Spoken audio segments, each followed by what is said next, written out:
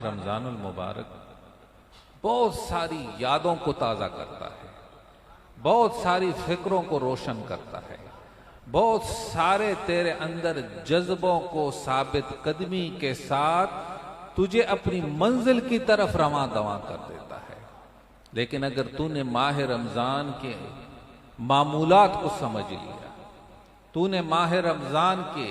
فکر کو سمجھ لیا،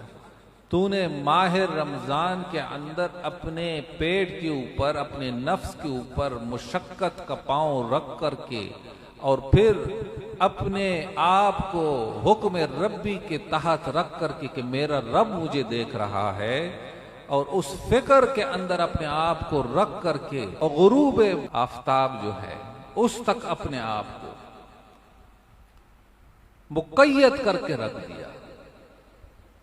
اور کسی چیز کو ہاتھ تک لگانے سے اٹھا کر کی زبان تک لانے تک یہ سوچتی کہ میرا رب دیکھ رہا ہے،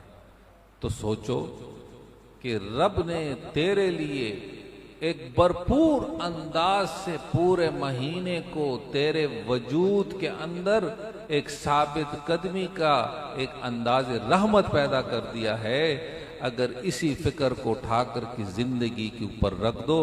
تو پھر سمجھ جاؤ کہ یہی امت زمین سے اٹھ کر کے عرش کی بلندیوں پر چلی جائے گی۔